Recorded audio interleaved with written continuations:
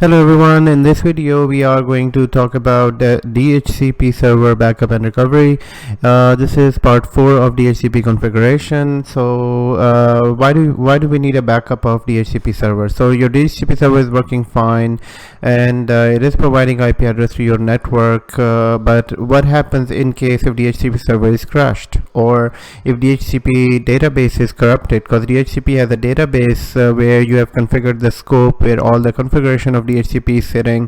So DHCP server is fine, but the database is crashed or corrupted, or DHCP stops working for some reason. So in that case, solution is that you can create a new DHCP server. So first of all, you need to take a backup and keep it in a safe location. Safe location mean that the backup should be away outside this server or another server or in another location. So you need to take a backup, and in order to restore from crashed server or corrupted database, all you need to do is to install a DHCP server and restore it from the backup. Or if you want to install it, if you want to restore that on the same DHCP server, you need to stop the DHCP service and then restore from the backup location. So let's get started.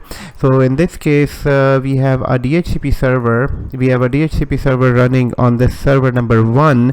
First, I'm going to take a backup. So before I can take a backup, I'll show you that this is our current DHCP configuration, and these all configurations are stored in this location. They are stored in this C drive in Windows folder, System32 and DHCP. So if I go to this location and so if I change this to open Windows Explorer, copy this path, and here it shows me the current DHCP configuration. So basically this is where the DHCP database is. This is the MDB is the DHCP database, and these are all of the supporting file, and DHCP automatically takes backups in this. Actually there is no backup at the moment, but well, I mean if it is automatically configured to take a backup, it will take a backup in this, and it takes a backup from time to time. It's not here at the moment, but normally it does.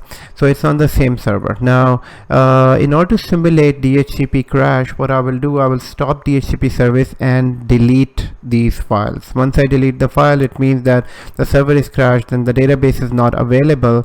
But before crashing this DHCP server, I'll take a backup. So in order to take a backup, you need to right click on this server, go to all tasks. Actually right here you need to take a backup. It's saying where do you need to take a backup. So by default it's showing you this location, but I would say take a backup on a separate disk or another disk other than C drive, or if you don't have any other drive in this case, then create a different folder on this, or you can get a shared folder, shared location on the other server and then take a backup in there. But for now, for this lab, we are going to create a new folder called DHCP backup. So I'm doing that on the same server so that all of you can do this lab on your own machine. So let's take a backup on the same server at the moment. So here I just created a folder, and then I'm gonna click OK. So the backup is taken. Now in order to just make sure that the backup is there, I can go to C drive and go to DHCP backup, and here I can see that this backup is taken. Now in order to simulate this crash, what I can do is I can stop first of all stop DHCP server. So DHCP server is stopped at the moment and it's not working, and if I start this DHCP right now, it will start. So it will start normally, and it will basically so we haven't done any corruption in the DB, and we are able to see our super scope and all other scopes. So I'm going to stop this.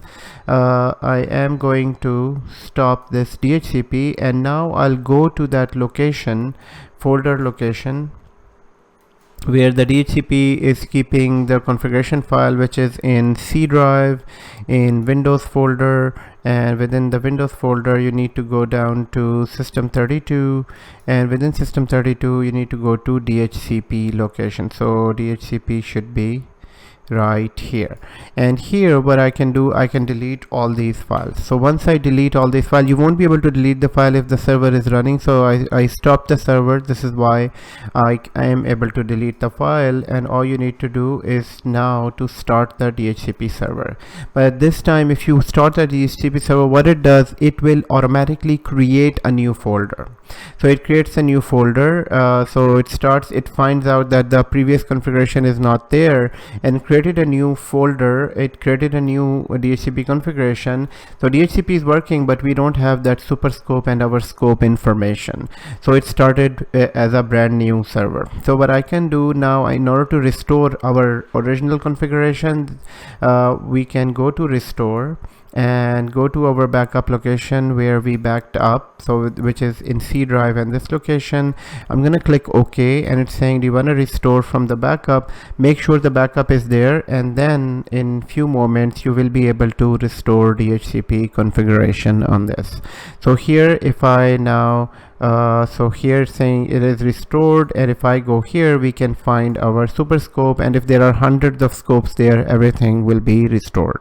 So in this video we've seen that how to backup and restore DHCP server. Thank you for watching this video.